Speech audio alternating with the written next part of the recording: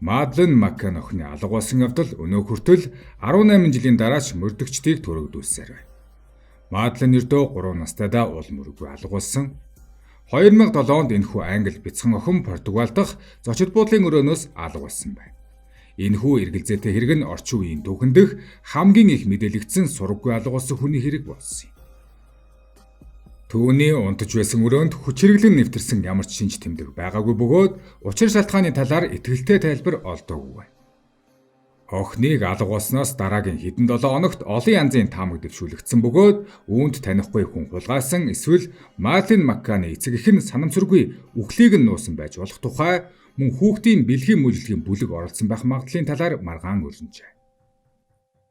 Охиныг алга болсноос хойш 4 сарын дараа Португалийн цагдаа нар түүний эцэг эх болох Макканчуудыг албан ёсны сэжигтнээр нэрлсэн боловч нотлох баримт хангалтгүй байсан тул энэ шийдвэрийг нь дараа нь цуцалсан юм. Энэ хэрэг олон улсад хурдан дарахж дэлхийн нэр хүндтэй байгууллагууд болон хэвлэл мэдээллийн хэрэгслүүд янз бүрийн байр сууриа илэрхийлжээ. 2011 онд Британий Скотланд Ярд өөрийн мөрдөн бацаалтыг эхлүүлсэн бөгөөд Португалийн цагдаа нарт шинэ улам үр хайсан байна. Энэ хэрэг Британий хэвлэл мэдээллийн орчинд Диана гүнжийн үхлийн талаарх мэдээтэй дүйцэхүйц хэмжээний анхаарал татсан.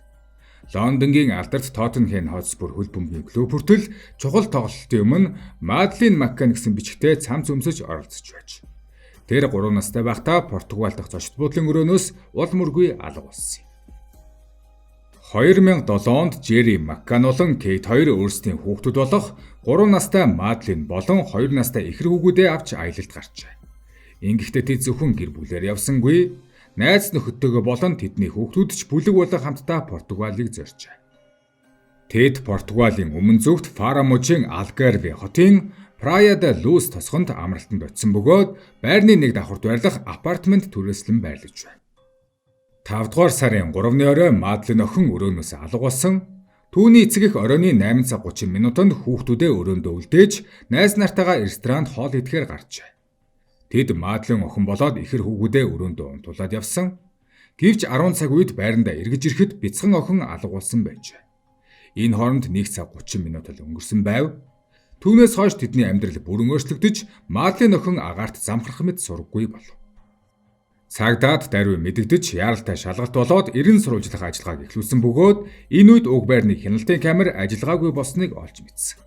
Хамт аялахаар ирсэн найзуудаас нэгээд ойролцоо бүх хүмүүсийг нарийн шалгаж эхлэв. Мадлен алга болсон хэрэгт анх сэжиглэгдсэн хүн бол 33 настай Роберт Мюрат нэртэй эрэгтэй байсан. Тэрээр Англи, Португалийн үл хөдлөх хөрөнгийн зөвлөх бөгөөд Макканы гэр бүлийнхний буусан байртай ойролцоо оршин сууж байсан. Тэр оройн ойролцоогоор 9 цаг 15 минутанд хэн нэгэн хүн хүүхэд тэрэн Мюратын гэр лүү явж байгааг харсан гэж мэдээлжээ. Гэвч хожим нь нотлох баримт хангалтгүй байсан тул түүнийг суллан явуулсан. Британийн цагдаа нар 2007 оны 7 дугаар сард хэргийн газар 2 албан ёсны цагдаагийн эрэлж нохтыг авчирсан байна. Тэдний нэг нь хүний цус илрүүлэхэд зориулан тусгайлан сургагдсан бол нөгөө нь нас барсан хүний үнэрийг мэдрэх зориулалттай байсан. Цагдаа нар эдгээр нохоонуудтай олон газрыг шалгасан боловч үр дүнд хүрээгүй. Өөр сэжвэр олдохгүй хэрэг сунжирч үүний хажуугаар охин алга болсон мэдээ Британи улоод дэлхийд даяар түгсэн юм. Мадлен охин алга болсон шөнөөс 4 сарын дараа Португалийн цагдаа нар түүний эцэг эхийг сэжигтний жагсаалтанд нэмжээ. Зарим цагдаа нар бяцхан охин нь тэдний апартментэд нас барсан гэж сэжиглсэн. Үүнийг нуухын тулд эцэг эх нь хүүхдийн хулгайлагдсан хэргийг зохиосон байж болох гэж таамаглаж байна. Хосууд тэр орой ресторан руу явахдаа машин түрээслэн явсан байв. Тэднийг хардах болсон хамгийн том шалтгаан нь хосууд эмчнэр байсан явдал юм. Үүнээс өдөн хосуудыг найзуудтайгаа ресторан руу гарахдаа охиноо унтахгүй дагаад байсан тул унтуулах гэж нойрсуулагч уулган эсвэл тарьсан улмаар тун хэтэрсэн тул охин сэрээгүй гих таамаг гарч ирэв. Охиноо тэр болох үед нь нойрсуулан гарах гэсэн ч энэ нь буруугаар иргсэн гих санаа. Хэдийгээр энэ нь хүүхдээ алдаж зовж буй эцэг эхэд харгас сонсогдож болохч цагдаа нар тэднийг сэжигтэн гэж үзсэн нь тэдний ажлын нэг хэсэг байлаа. Бүтэн жил тэд шалгагдаж 2008 оны 7 дугаар сард хосууд сэжигтнүүдийн жагсаалтаас хасагдсан бөгөөд тэд анх тавьсан сэжгийг утгагүй гэж тодорхойлсон юм. Өнөө хүртэл Мадлен охин алга болсноос хойш ойролцоогоор 18 жил өнгөрсөн ч тэд нэг л өдөр охиноо олох найдвартай хэвээр байна. Мөн энэ хугацаанд олон хувилбарууд гарч ирсээр байгаа.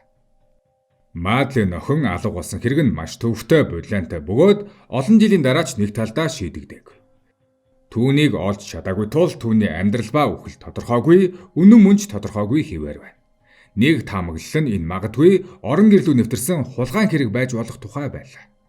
Гадны хулгайч орж ирэхэд Мадлен сэрхэд гэмт итгээд гэрч үлдээхгүй тулд охиныг хулгайлсан гэж үздэг. Британий Скотланд Ярд энэ боломжийг өгүүлсгээгүй боловч ийм үйл явдал нь хулгайч нарыг айлхан тодорхой уулмөр үлдээх магадлалтай гэж үзэж байна. Энэхүү таамгийг шалгахын тулд цагдаа нар хэрэг гардаг байрны 4 оршин суугчдыг шалгажээ. Охин алга болсон үед эдгээр хүмүүсийн байрлал нь хулгайд холбогдох магадлалтай байсан гэж үзсэн. Хожим оршин суугчдыг нэхэн шалгасан ч 2014 онд Скотланд Ярдын цагдаа нар тэдний эсрэг нотлох баримт хангалтгүй тул судлахад хүрсэн байна. Харин Португалийн цагдаагийн албанаас хэлэхдээ ийм төрлийн хулгай байх нь утгагүй. Байрнаас төрийч телевизээр бусад эд зүйл алдагдаагүй байхад хүүхэд алга болдог хэрэг гэж байх уу гэж. Бас өөр нэгэн таамаглал нь Мадлен охиныг орон нутгийн педофил хүн хулгайсан байж болзошгүй тухай. 2009 онд гарсан мэдээллээр түүний алга болсон үед уг орчинд педофил гэмт хэрэг толбогдсон олон тохиолдол дүүрэн байсан байна. Тухайн үед Алгарве хотод 38 танигдсан бэлгийн гэмт хэрэгтэн байсан ба энэ бус газар педофилүүдийг сорон зэмэд татдаг байжээ. Их сурвалж мөн хэлэхдээ сүүлийн 4 жилийн хугацаанд Алгарвед жуулчид болон хүүхдүүдийг хамарсан 7 бэлгийн дарамтын хэрэг гарсан. Эдгээр хэргийн үйлдэлүүдийн хэв маяг нь Мадлен охины алга болсон хэрэгтэй төстэй амралтын апартмент руу нэвтэрч хүүхдүүдэд бэлгийн халдлага үйлдсэн байсан. Эдгээр 7 хэргийн 5 нь Мадлен охин алга болохоос өмнө 2 нь түүний дараа гарсан. Сонирхолтой нь хуучин конгрессмен Сэр Климент Фройд гэх хүн тус бүсэд амралтын байшинтай байсан бөгөөд тухайн үед охины эцэг эхтэй танилцсан байсан, харин дараа нь педофил болох нь ил болсон. Урд нь түүний зүгээс бэлгийн хүчирхээлд өртөж байсан нэг хохирогчлэгтэй Фройд Мадлен охины эцэг эхийг мэддэг болохыг мэдээд өөрийгөө 50 бус мэдэрсэн гэж. Гисэн хэдий ч мөрдөн байцаагчид педофилууд ихэвчлэн орон байранд нэвтэрч хүүхдүүд рүү шууд ойртох эрсдэлтэй зүйл хийхгүй гэдгийг онцолжээ. Мөн өөр нэг таамаглал нь Мадлен охин сэрж гадагш гарч яваад машины осолд өртөж нас барсан байх магадлал. Тухайн үед жолооч айж биеийг нь хайсан байж болзошгүй. Гэвч энэ тайлбар тун сул бөгөөд үүнийг батлах итгэлтэй нотолгоо байхгүй. Мадлен охины гэр бүлийн мэдээгээр охин нь хүнд цонхогч нээж чадахгүй байсан бөгөөд гадагш гарах боломжгүй байсан. Харин хамгийн сонирхол татам таамаглал нь Европоос Африк хүртэл Мадлентай төстэй хүүхдүүд олон газар олдсон талаарх мэдээлэл.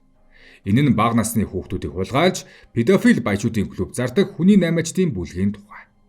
2008 онд цагдаа нар Бельги улсад үйл ажиллагаа явуулдаг педофил бүлэг Мадленыг хулгайлсан гэх мэдээллийн уул мөрийг шалгаж байжээ.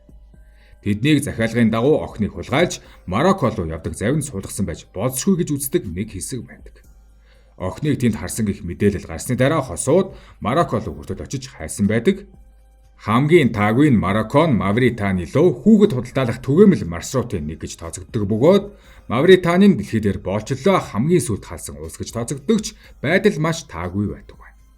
Хуучин Скотланд Ярдын мөрдөгч Колин Саттон хэлэхдээ Мавритани руу охиныг зөөсөн байх үнэхээр боломжтой. Хэрв хэн нэгэн 3 настай хүүхдийг Африк руу авч явахыг хүсвэл энэ бол тодорхой арга зам. Хувийн дэд үтс болон холболтуудыг ашиглан зам сувгууд нь ил тод байгаа гэж. 2019 онд Netflix-ийн баримтат кино болох The Disappearance of Madeleine McCann гарч энэхүү харамсалтай түүхийг эхнээс нь төгсгөл хүртэл дахин өгүүлдэг.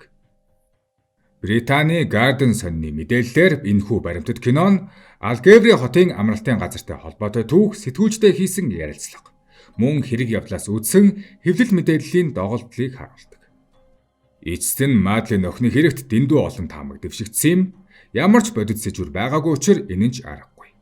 Энэ нь Ослын үхэл байсан, санаатай хулгайлалт байсан, эсвэл бэлгийн мөжлөгийн хэрэг байсан эсхээс үл хамааран хүүхэд уул мөргүй алга болсон.